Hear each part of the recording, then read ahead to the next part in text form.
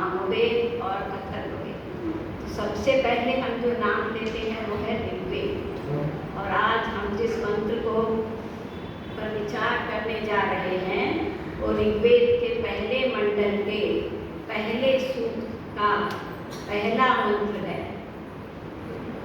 इस सूक्त का नाम अग्नि सूक्त भी है, जिसमें 9 मंत्र हैं।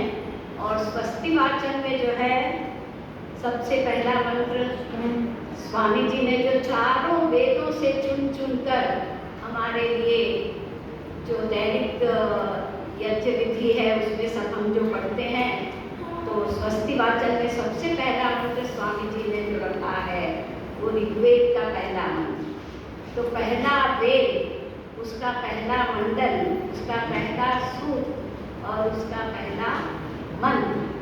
और मंत्र का पहला शब्द है, पूरा मंत्र है अभी जैसे ताई जी ने बताया था, ओम अग्निवीरे पुरोहितम यज्ञस्य देवं ऋत्विजं होतारं रत्नधातमं। इसका ऋषि है मधुच्छंदा, देवता है अग्नि और छंद है गायत्री। गायत्री जब भी बोलते हैं तो हमको लगता है कि गायत्री मंत्र एक ही है, लेकिन असल में जो है वेद में जो अलग अलग छंद हैं, जैसे कविता में अलग अलग छंद होते हैं, वैसे वेद मंत्रों के भी छंद होते हैं। और जो गायत्री मंत्र है उसमें 3 भाग होते हैं। तो हमको जो पता है गायत्री मंत्र, उसके भी 3 भाग हैं। तत्सवितुर्वरेण्यं भर्गो देवस्य धीमहि और धियो यो नः प्रचोदयात्। ये असली गायत्री छंद है और गायत्री मंत्र है। जब हम उसमें ओम भूर्भुवस्व के 3 जो है लगा देते हैं सामने एंजिन, तो वो बड़ा मंत्र हो जाता है, इसीलिए उसको गुरु मंत्र बोलते हैं। क्योंकि संस्कृत में लघु मने छोटा और गुरु मने बड़ा। तो जब हम वो जो मूल गायत्री मंत्र को 3 महाव्याहृतियाँ लगाकर उसको जब बड़ा कर देते हैं तो उसको हम गुरु मंत्र बोलते हैं। तो ये जो मंत्र है आपका सबका बड़ा जाना पहचाना है, इसका भी छंद गायत्री है, इसीलिए इसके 3 पद हैं कि अग्निवीरे पुरोहितम यज्ञस्य देवं ऋत्विजं होतारं रत्नधातमं। हम हमेशा पढ़ते हैं तो सबका जो है बहुत ही जाना पहचाना है। तो और एक ऐसी कहानी बताई जाती है, पता नहीं कितनी सच है। कहते हैं कि जब ग्राहम बेल ने टेलीफोन का आविष्कार किया था तो उसने दूर से जो है मैक्स म्यूलर, जो जर्मनी में वेदों के ज्ञाता थे, उनको फ़ोन किया सबसे पहले।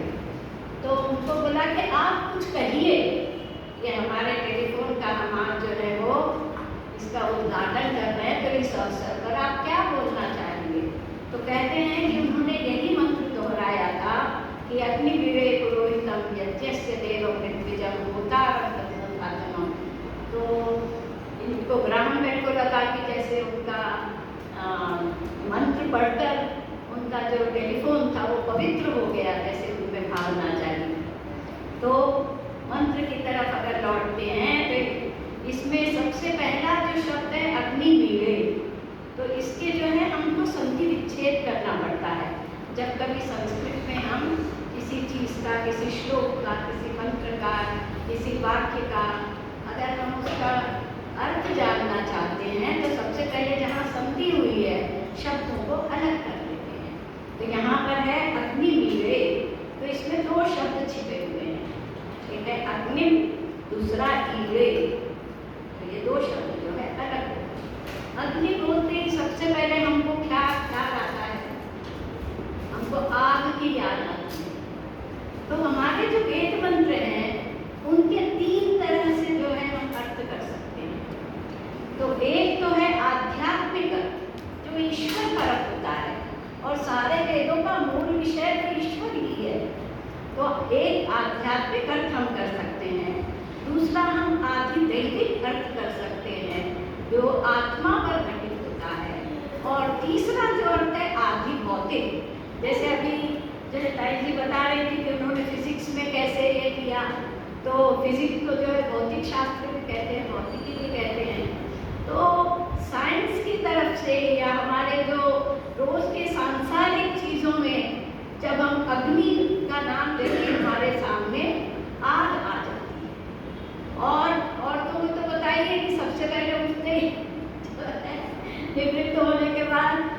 रसोई में जाके पुराने ज़माने में लकड़ी से चूल्हा जलता था, आजकल गैस का चूल्हा जलता है। तो अगर अग्नि सुबह-सुबह नहीं चलेगी तो लोगों की जो पेट की अग्नि है वो ज़्यादा ऊपर की आएगी। तो हमारा भी साबका ऐसे ही पड़ता है। तो शुरुआत हमारी जो है अग्नि से ही होती है। हमारे जीवन की भी शुरुआत अग्नि से होती है, हमारे घर की भी शुरुआत अग्नि से होती है। उसके बाद जो है 3 लोक जब बताए जाते हैं कि एक है भूलोक या पृथ्वी लोक, दूसरा अंतरिक्ष लोक और तीसरा द्यूलोक। जो इस भूलोक की अग्नि है वो आग है, और अंतरिक्ष में जो अग्नि रूप में है उसका नाम है बिजली। हमने देखा है ना, जो बिजली कड़कती है वो आसमान में कड़कती है, तो वो अंतरिक्ष लोक की अग्नि है। अग्नि का वो रूप है वहाँ पर। और यदि हम द्यूलोक तक चले जाएं तो रोज सुबह-सुबह उनको हमको जगाने वाला सूर्य देवता जो है वो अग्नि रूप में द्यूलोक में चमक रहा है। तो अग्नि जहाँ भी होती है ताप देती है और प्रकाश देती है। तो हमारे जीवन में भी हमको अग्नि से ये सीखना चाहिए कि हमारे जो है समाज में आने के लिए भी कुछ गर्मी लगती है ना, कुछ जोश लगता है, तो हमारे जीवन में भी कुछ ताप हो और हम प्रकाशित हों, स्वयं प्रकाशित हों और बाकी सबको प्रकाशित करें। हमारा जीवन ऐसा हो कि उसको देखकर सब प्रभावित हों। तो ऐसे जो है भौतिक अग्नि के बारे में तो हम जानते हैं, और जो हमारे शरीर में जो आत्मा है वो अग्नि रूप है।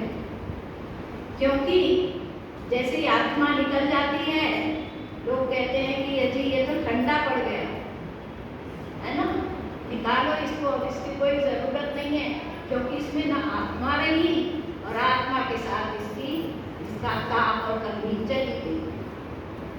तो हमारी जो आत्मा है शरीर में वो अग्नि रूप है।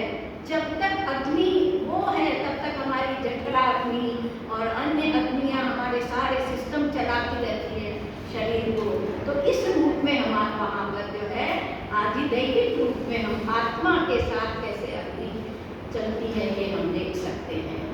और आध्यात्मिक रूप से तो उस जगदीश्वर का नाम है अग्नि, इसीलिए चारों वेदों के पहले मंत्र का पहला शब्द ही क्या दिया? अग्नि।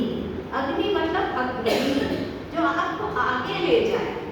आप देखिए एक छोटी सी माचिस की तीली जलाए या बड़ी मशाल जलाए, आप उसको अग्नि को अगर नीचे करना चाहेंगे तो कभी नीचे नहीं होगी, उसकी ज्वाला हमेशा ऊपर की ओर उठती। तो इस तरह हमको क्या करना चाहिए? हमारा जो ईश्वर है वो भी अग्रणी था। हम जो है अपने स्तुति प्रार्थना उपासना में कहते हैं ना, हिरण्यगर्भ समवर्तत अग्रे, अग्रे था। शुरू में सबसे पहले वही वर्तमान था हिरण्यगर्भ, तो इसलिए वो भी अग्नि है क्योंकि वो अग्रणी है। और हमारे जीवन में जो आत्माएं हैं, जो नेता हैं, जो पुरोहित हैं, जो हमको आगे ले जाते हैं, जो हमारे समाज को आगे ले जाते हैं, जो हमारे परिवार को आगे ले जाते हैं, ऐसे लोगों में जो हम बोलते हैं अरे इसमें कुछ आग है, तभी हम उसके पीछे जा सकते हैं। वरना कोई जो है ढीलम ढाला आदमी होगा तो हम उसको ना नेता मान सकते ना उसके पीछे जा सकते। तो आधिदैविक दृष्टि से जितने हमारे नेता हैं, जितने भी विद्वान हैं, पंडित हैं, पुरोहित हैं, आचार्य हैं, ये सब अग्नि वाले हैं। वो कौन सी अग्नि वाले हैं? ज्ञान की अग्नि वाले। और ईश्वर में भी तो पूरा ज्ञान भरा है। ये सब जो हमारे जिनको हम पूजते हैं विद्वानों को कि उनमें अग्नि है, उनमें ज्ञान की अग्नि आई कहाँ से? तो संसार के शुरू में आदि गुरु तो हमारा वही ईश्वर है। क्योंकि जैसे ही प्रलय के बाद सृष्टि हुई, उसके बाद जैसे अभी हम पढ़ रहे थे कि जो मुक्त आत्माएं थी उनको जो है 4 ऋषियों को ईश्वर ने ही ज्ञान दिया। बिना ईश्वर के ज्ञान दिए, बिना गुरु के ज्ञान दिए, बिना माता पिता के ज्ञान दिए कोई भी ज्ञानवान नहीं हो सकता। हमने अपने बचपन में वो एक रामू भेड़िए के साथ रह गया था तो उसको भेड़िया बच्चा ही बोलते थे, वो उनके जैसे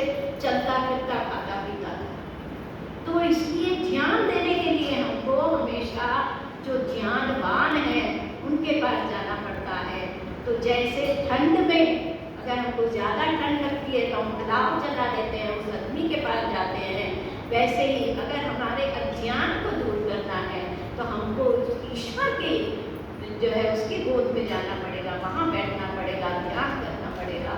या फिर जो ज्ञानवान लोग हैं उनके पास जाकर उनकी अग्नि से हम थोड़ा सा ज्ञान प्राप्त करेंगे। आगे कहते हैं ईड़े, जब हमको इतना पता चला कि अग्नि का इतने सब काम करती है तो हम क्या करें, हम उसकी स्तुति करें, है ना। हम लोग स्तुति, प्रार्थना, उपासना, तो पूजा का भी नाम है, पूजा करें, है ना। हम लोग बोलते हैं कि आगे लोग अग्नि पूजक हैं, तो पूजा करना मतलब उससे यथा योग्य उससे काम ले, है ना। विज्ञान में भी कहा जाता है कि जो है कोई भी चीज़ उसके आप जो है रचनात्मक भी उसको उसका काम ले सकते हैं। आप जैसे बात चल रही थी कि आप चूल्हे में जलाकर उससे खाना भी बना सकते हैं या फिर आप जला भी सकते हैं, है ना। जो बंदूक से निकली गोली उसमें भी तो आग रहती है। अभी हमने देखा, बहुत चर्चा चल रही है कैसे उसका दुरुपयोग कैसे हो सकता है। तो कोई भी साधन का सदुपयोग और दुरुपयोग दोनों भी हो सकता है। ये जो है भौतिक चीज़ों के लिए हम कह सकते हैं। तो कहते हैं कि ईड़े स्तुति करो, तो ये अग्नि का क्या करो कि इसका सदुपयोग करो। ज्ञान भी मिलता है तो उसका दुरुपयोग करेंगे तो जितने टेररिस्ट वगैरह सब बहुत पढ़े लिखे हैं, कोई इंजीनियर है, कोई डॉक्टर है, लेकिन फिर भी जो है अगर संस्कार अच्छे नहीं हुए, उनको ज्ञान अच्छा नहीं मिला, उसका सदुपयोग अगर करना नहीं आया तो वो अग्नि जला के राख भी कर सकती है, हमारे समाज को भी जो है बर्बाद कर सकती है। तो अग्नि की स्तुति करो, अच्छी तरह से उसका उपयोग करो, ये हमको ईड़े बताता है। आगे कहते हैं पुरोहितम। पुरोहितम में भी हितम सबको पता है, हित मतलब अपने लाभ के लिए, पूरा मतलब आगे ले जाने वाले। तो आपके घर में अगर कोई पुरोहित आते हैं तो आप ये दो चीज़ें उनमें है कि नहीं देख लिया कीजिए कि ये जो कह रहे हैं, ये जो करवा रहे हैं, ये जो हमको उपदेश दे रहे हैं, ये हमको जीवन में आगे ले जाने वाला है या नहीं, और दूसरा हमारा हितकारक है या नहीं। तो ये दो चीज़ें जो करते हैं वो हमारे पुरोहित बन सकते हैं कि हम जिंदगी में जिस भी मुकाम पर है उससे हमको आगे बढ़ना है, आगे ही आगे जाना है। अग्नि क्या करती है, आगे ले जाती है। तो वैसे पुरोहित में भी ऐसी अग्नि होनी चाहिए जो हमारे अंदर की अग्नि को, हमारी ज्ञानाग्नि को ऊपर ऊपर उसको ऊर्ध्व गति प्रदान करे और जो है वो हितकारक हो, सिर्फ मेरे लिए हितकारक न हो। कई बार पौराणिक जो है पुरोहित आते हैं, उनकी नज़र जो रहती है कि कितनी दक्षिणा मिल रही है, कहाँ पर कितने पैसे चढ़ा रहे हैं, तो वो खुद के ही हित की बात सोचते हैं। तो आर्य समाज में ऐसा नहीं होता, हम लोग अपने हित की भी बात सोचते हैं, जो है पुरोहित के भी हित की बात सोचते हैं, लेकिन उससे भी ज़्यादा सारे समाज के हित की, सारे देश के हित की, और वसुधैव कुटुंबकम का जो हमारा नारा है कि पूरा संसार हमारा एक परिवार है, तो हम सबको अपने परिवार का मान के उनके हित की बात सोचते हैं। और पुरोहित का ये भी एक अर्थ है कि सृष्टि के मूल कणों को धारण करने वाला जो ईश्वर है, तो वो तो सबसे आगे है, वो तो सबके हित करने वाला है, इसलिए ईश्वर का नाम भी पुरोहित है। और समाज में जैसे मैंने बोला हमको आगे ले जाने वाले, हमारा हित देखने वाले, ऐसे ही लोगों को वोट देंगे ना, ऐसे ही लोगों को हम धार्मिक नेता भी मानेंगे। नेता सिर्फ राजनीतिक ही नहीं होते, नेता जो है हर क्षेत्र में होते हैं, शिक्षा के क्षेत्र में अलग होते हैं, धर्म के क्षेत्र में अलग होते हैं। तो जहाँ जहाँ हमको जो भी नेता मिलते हैं वो भी जो है वो सबके हित के काम करें। जो वैज्ञानिक हैं वो हम जो है सांसारिक अर्थों में उनका नाम ले सकते हैं कि वैज्ञानिक जो है वो हमारे नेता होते हैं। अब इतनी जो हमको सुविधाएं मिल रही हैं आजकल, ये सब जो है विज्ञान की ही तो देन है। और अगर ये बिजली चली जाए जो अग्नि रूप है, ऊर्जा का रूप है, तो बिजली ना हो तो हमारा जीवन जो है वो ठप पड़ जाता है। तो इसीलिए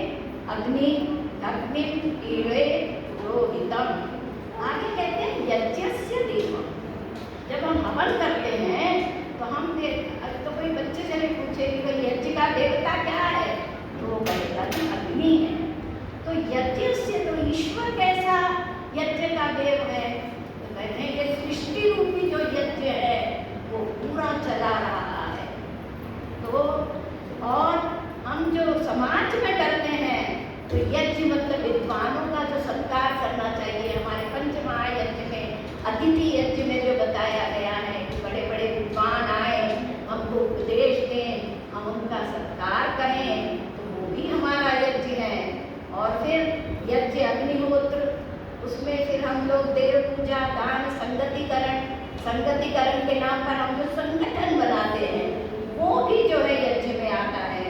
हम जो दान देते हैं वो भी यज्ञ में आता है।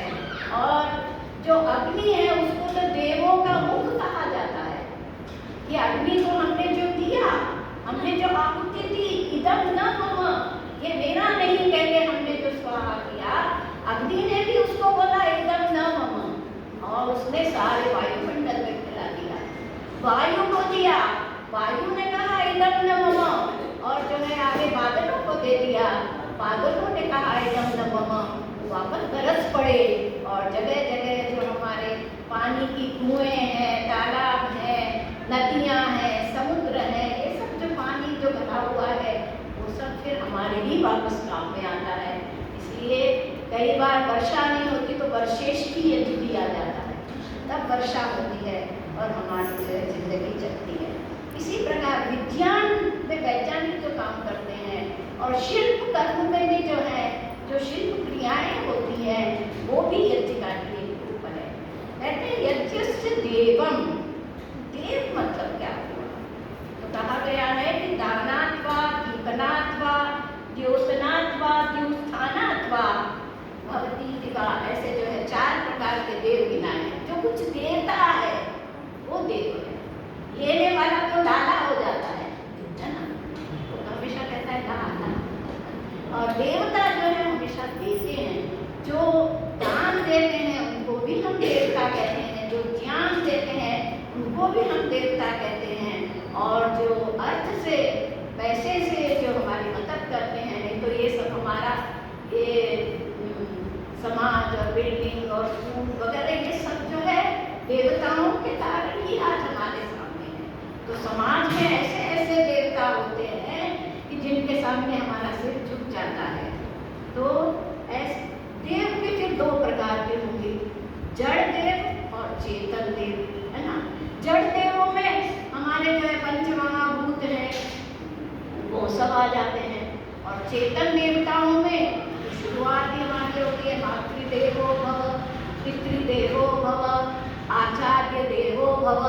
ये लोग उनको क्या क्या नहीं देते माँ बाप, ये मैं पूछूं तो माँ से भी हम लेते रहते हैं, पिता से भी हम लेते रहते हैं, आचार्य जो है हमको ज्ञान देके हमको कुछ बनाते हैं। नहीं तो अगर हमारी बुद्धि का विकास नहीं हुआ तो हमारे मनुष्य जन्म का कोई अर्थ नहीं रह जाता। और जो जड़ देवता हैं तो हम जो है जब यज्ञ करते हैं तो उसमें हम जड़ देवताओं को भी शामिल करते हैं, और जितने लोग भाग ले रहे हैं वो भी देवता हैं, क्योंकि वो जो यज्ञ जो श्रेष्ठतम कर्म है उसमें जो है वो शामिल हो रहे हैं। तो इस तरह सब देवताओं को मिलकर, और मंत्र जो हम पढ़ते हैं वेदों के उसमें सब ईश्वर का वर्णन है, उसमें यज्ञ का वर्णन है, उसमें यज्ञ का पूरा विज्ञान है जो हमको बताता है कि क्या क्या कहाँ कहाँ कैसे कैसे होना है। तो अग्निमीळे पुरोहितम यज्ञस्य देवम ऋत्विजम। ऋत्विज जो है हम जब भवन में बैठते हैं तो एक पुरोहित होता है, एक जो है ऋत्विज होता है, होता होते हैं,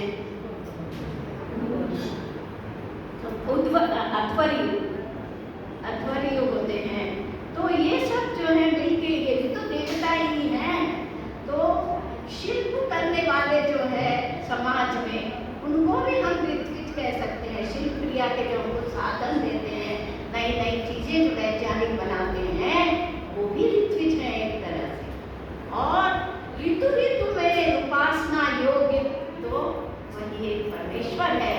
तो जब हम इसके आध्यात्मिक अर्थ में जाते हैं तो हम ऋत्विज, ये जो मैंने कहा सृष्टि का बड़ा यज्ञ चल रहा है उसमें पुरोहित भी जो है ईश्वर है, होता जो है ऋत्विज भी ईश्वर है, होता भी ईश्वर है, अध्वर्यु भी ईश्वर है, सब कुछ उन्हीं का है, सब कुछ उन्हीं से चल रहा है। तो हमारे 2 टुकड़े हो गए, अग्निमीळे पुरोहितम यज्ञस्य देवम ऋत्विजम। अब बच गया होतारम रत्नधातमम। तो होता मतलब अभी जैसे यजमान बैठे थे वो आहुति दे रहे थे, तो होतारम वो होता है कि जिसमें लेन और देन हो, है ना, कि हम जो है आहुति दे रहे हैं और उसके बदले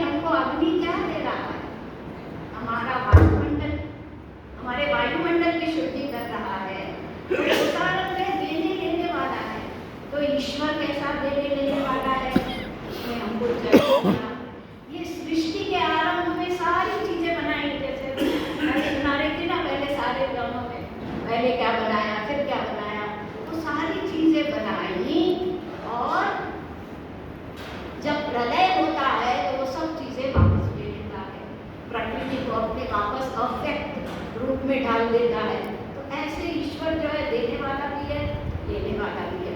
कई बार हमको संतान देता है, कई बार छीन भी देता है, हमको पति से मिलाता है, कई बार जुदा कर देता है ना। तो वो ले पैसा कभी आता है, कभी जाता है। तो सब जो है दुनिया में हमारे जीवन में तो देन के चलता ही रहता है, रोज रोज अलग चलता है, और वार्षिक अलग जो है वो अलग चलता है। तो जब आत्मा के रूप में हम बोलते हैं, तो हम विद्वानों से जब ज्ञान लेते हैं तो वो ज्ञान की आहुति हमको देते हैं।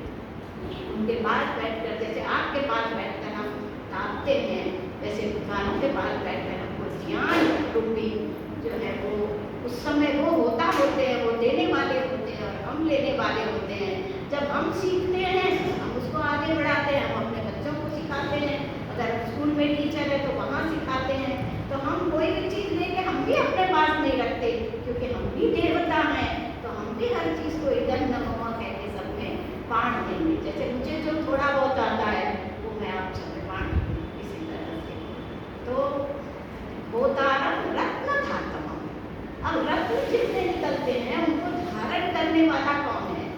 तो भौतिक दृष्टि से देखें तो ये पृथ्वी जो है वो रत्न गर्भा बोलते हैं, इसके गर्भ में से सारे निकलते हैं हीरे। बोलते हैं ना कि कोयले की खान में से हीरा निकला, तो वो खान निकालने के लिए कितनी अंदर तक जाना पड़ता है, तो कितना खोदना पड़ता है, तब पता चलता है कि ये मतलब 100 क्विंटल कोयला निकला, उसमें बाद एक आध हीरा निकला। वो निकलना भी ऐसी रत्न गर्भा हमारी जो पृथ्वी है, रत्न गर्भा। और ज्ञान रत्नों को जो धारण करते हैं उन विद्वानों को भी हम रत्न धातम कह सकते हैं, कि एक एक अनमोल रत्न कैसे कैसे विचार नए नए हमारे सामने ले आते हैं, हमको देते हैं। तो हमारे जो भी विद्वान लोग हैं जो लिख के गए हैं, कई बार हम सोचते हैं कि ये सब जो हमारे नेता हैं उनके ज़माने में हम होते तो कितना अच्छा होता। तो लेकिन जब कभी उनसे मिलने की इच्छा हो, उन्होंने अपने जो है ग्रंथ रखे हुए हैं। हमारे हम जब ये सत्याप्रकाश पढ़ते हैं, ये भाष्य पढ़ते हैं, तो जैसे स्वामी जी हमसे बात करते हैं और उनसे जो है प्रश्न पूछते हैं, उसका जवाब देते हैं। तो और ईश्वर के पास अगर हम रत्न पूछे तो ये तो सारी दुनिया ही उसी की है। तो ये जो सूर्य चंद्र तारे द्यूलोक में जो सारे चमकने वाले हैं, उसके सामने हमारे हीरे मोती तो कुछ भी नहीं है। तो वो जो रत्न धातम है, तो समाज के रत्न हुए विद्वान, संसार के रत्न हुए जो हम पहनते हैं, अपने आभूषणों में लगा लेते हैं, घरों में लगा के अपना जो है बताते हैं। और ईश्वर की तो सारी सृष्टि में जो है कैसे कैसे रत्न फैले हुए हैं। तो वो तारम रत्न धातम। और जो हम ओम में जो 3 अक्षर होते हैं, अ, उ और म, तो उसका जो अ है उससे भी एक उसका भी अर्थ जो है वो अग्नि आता है, अग्नि, विराट और विश्व। तो इस तरह से आज हमने जाना।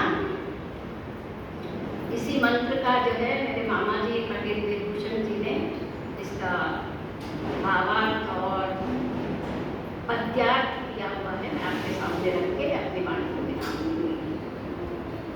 हे अग्निरूप गतिशील देव, हम अग्निरूप आपको प्राप्त कर सके, हम आपकी बनाई इस भौतिक अग्नि के विज्ञान को जानकर इस अग्नि बल को प्राप्त कर परोपकार के कार्य में प्रवृत्त रहें तथा हितकारी मार्ग में आगे बढ़ सके। यह अग्नि दिव्य गुणों से युक्त तथा समस्त ज्ञान और क्रिया का मुख्य आधार है, देवता है, समस्त ऋतु चक्र का निर्माण करती है, आदान और प्रदान की समस्त प्रक्रियाओं का मुख्य आधार अग्नि ही है।